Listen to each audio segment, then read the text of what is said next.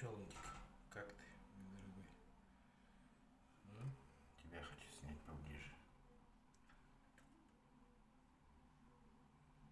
Как? Красавчик. Илкин, как ты там? Свеклу поела вся красная. Даже переносит цветок покрасил ее. Так это от свеклы все, ребят.